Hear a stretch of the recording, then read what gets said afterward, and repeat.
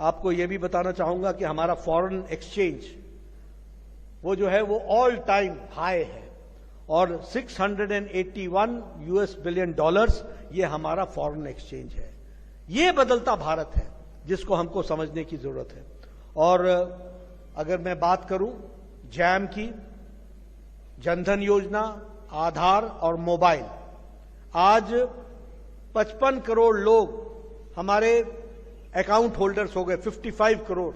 और 55 करोड़ का मतलब यह होता है कि लगभग मोर देन यूरोपियन यूनियन के पॉपुलेशन से जिनको जोड़ने का काम किया है और उनको हम लोग आगे लाने का काम हमने किया है। अब देखिए, मैं सिर्फ आपके ध्यान के लिए लाना चाहता हूं, जब मोदी जी ने मोबाइल और आधार के साथ जन आधार ये इसको जोड़ा अपने अकाउंट होल्डर्स को और सीधा पैसा उनको देना शुरू किया, स्ट्रेट डायरेक्ट, उसका फायदा यह हुआ कि 25 करोड़ बहनों को कोरोना के दौरान 500 रुपए सीधा अकाउंट उनके खाते में गया। यह परिवर्तन आया है। लेकिन मैं यहां यह भी आपको बताना चाहता हूं, याद करिए, आप भूल गए होंगे, कांग्रेसी क्या बोलते थे, भारत में तो इंटरनेट चलता ही नहीं है, मोबाइल तो अनपढ़ चलाता ही नहीं है, ये जनधन योजना कैसे चलेगी, ये मोबाइल से कैसे होगा काम। बोलते थे कि नहीं बोलते थे? बोलते थे कि नहीं? आज आप मार्केट में जाओ, किसी गांव में सब्जी वाला भी क्यूआर कोड से पेमेंट लेता है, सब्जी वाला भी क्यूआर कोड से पेमेंट लेता है। इसके सामर्थ्य को पहुंचाने का, पहचानने का काम किया था तो प्रधानमंत्री मोदी जी ने किया। आज 6 करोड़ 94 लाख ब्रॉडबैंड यूजर्स हो गए। इसको भी हमको समझ लेना चाहिए और इसको हमको ध्यान में रखना चाहिए। मैं यहां यह भी आपको बताना चाहता हूं कि आज दुनिया में भी भारत की छवि में परिवर्तन आया है, दुनिया में।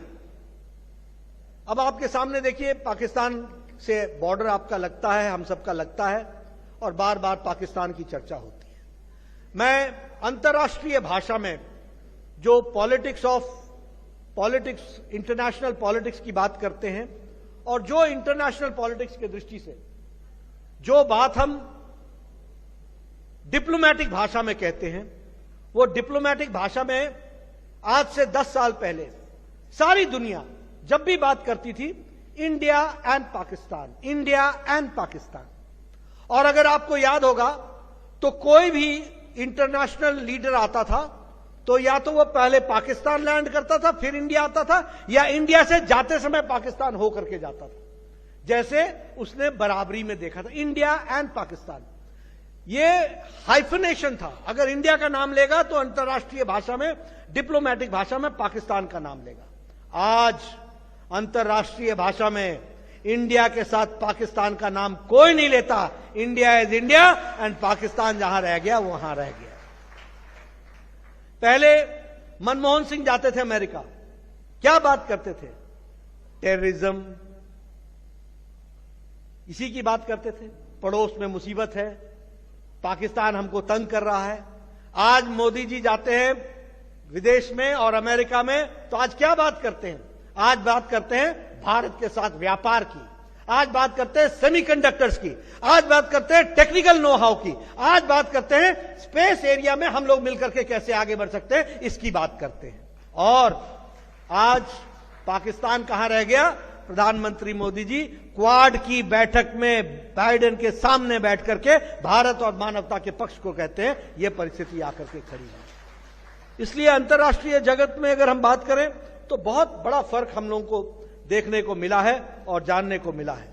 G20 हुआ यहां पर, आपने देखा, सब आपके आंखों के सामने था, दुनिया भर के नेता आए थे।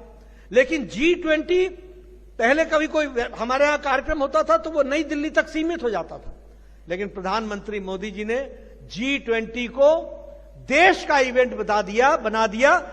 श्रीनगर से लेकर के कन्याकुमारी तक हर जगह G20 की बैठक की और देश के कोने कोने तक हमारे लोग पहुंचे, अब दुनिया के लोग पहुंचे। इस बात को भी हमने देखा। G20 इसके पहले इंडोनेशिया में भी हुआ था, लेकिन प्रस्ताव पारित नहीं हो सका। G20 कहीं और भी हुआ था, लेकिन अगर भारत की धरती पर G20 हुआ तो न्यू दिल्ली डिक्लेरेशन के साथ हुआ और सब लोग एक सहमति से आकर के उसमें जुड़े। इस बात को भी समझना चाहिए। और अफ्रीकन नेशंस को सदस्यता दिलाने का नेतृत्व किसी ने किया तो वह भारत ने किया, यह भी हमको ध्यान रखना चाहिए। इसलिए G20 के दृष्टि से भी बहुत उस तीव्र गति से उस काम को, यानी G20 को भी भारत ने एक अंतर्राष्ट्रीय जगत में भारत के पक्ष के साथ साथ भारत का स्थान स्थापित करने में उस G20 में मोदी जी के नेतृत्व ने बहुत बड़ा काम किया, उसको भी हमको ध्यान में रखना है।